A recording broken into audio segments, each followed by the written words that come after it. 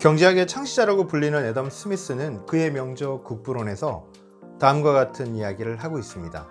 한 국가의 부를 창출하는 원동력은 분업에 있다.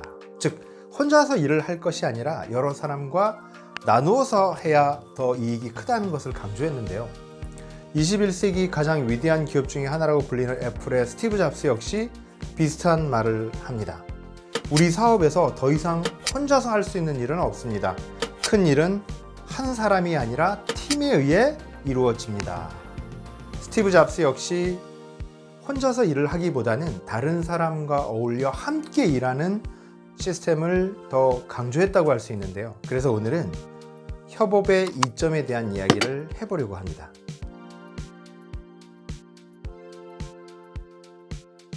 여러분 안녕하세요, 공민호입니다. 오늘 제가 준비한 주제는 바로 이겁니다. 협업의 장점 3가지. 서두에서 제가 거창한 인물들을 좀 말씀드렸는데요. 240년 전에 책을 냈던 애덤 스미스는 분업이라는 얘기를 했고요. 그리고 애플의 스티브 잡스는 협업이라는 것을 굉장히 강조했다고 합니다. 결국은 일을 혼자서 하기보다는 다른 사람들과 어울려서 하는 것이 더 낫다라는 건데요. 그러면 금융 영업에 있어서도 이 말이 참인지를 또 생각해 볼 수 있잖아요. 정말 금융 영업도 협업 방식으로 일하는 것이 좋을까?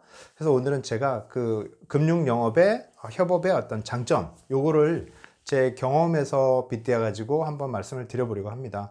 제가 생각하는 금융 영업 협업의 장점 첫 번째는 뭐냐? 고객 공유로 더 많은 성과를 창출할 수 있다는 겁니다. 고객을 공유한다는 이 말이 굉장히 중요합니다. 실제 우리가 일을 하다 보면 제 고객이 있고 또 옆에 있는 동료분의 고객이 있고 또 어떤 분의 고객이 있고 각자의 어떤 고객들과 일을 진행하는 방식이 기존의 방식이었거든요. 근데 그러지 마시고 고객을 공유하게 된다는 거죠. 어떤 일이 있었냐면요.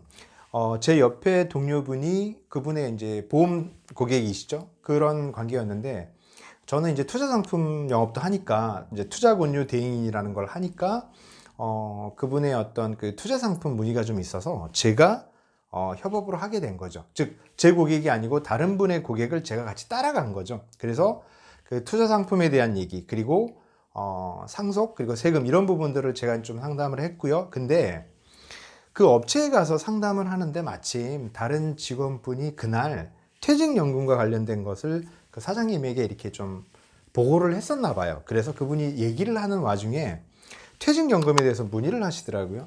근데 여기 같이 갔던 보험 담당 직원이랑 저랑은 퇴직연금을 다루지 않았어요. 저희가 취급하는 상품이 아니었거든요.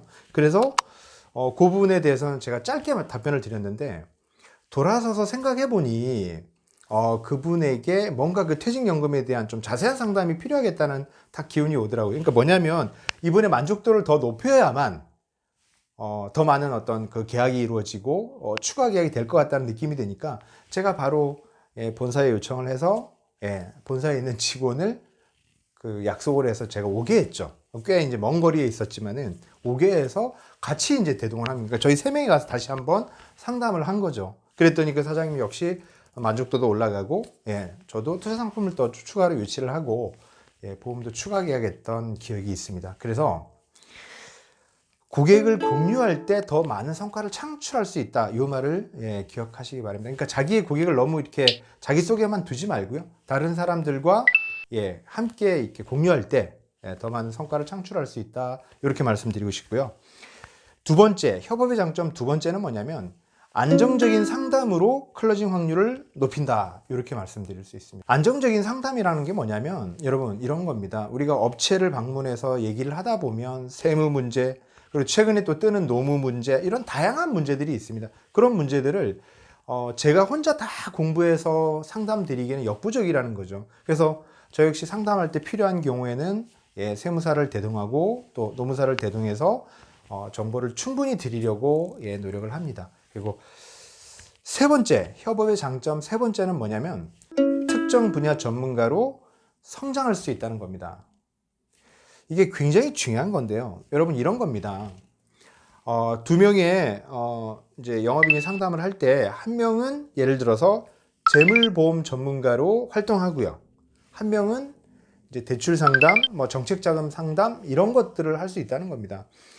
우리가 함께 가는데 똑같은 얘기를 둘이서 같이 할 필요는 없잖아요. 그랬을 때 영역을 나눠가지고 소상공인, 자영업자들의 필수 보험인 재물보험 같은 거는 예를 들어서 제가 얘기를 하는 거고요. 옆에 같이 간 동료가 대출 상담 이런 것들을 할 수 있는 거죠. 그랬을 때 한 분야만 우리가 그 영역을 계속 키워갈 수 있지 않습니까? 왜냐하면 우리가 법인을 만나면 그런 영역들이 많거든요. 그러니 저희가 각자의 일을 집중하고 특화시키면 특정 분야의 전문가로 성장할 수 있다. 이건 역시 협업의 장점이라고 할 수 있습니다. 그래서 오늘 제가 말씀드린 내용을 정리하자면 협업의 장점 3가지.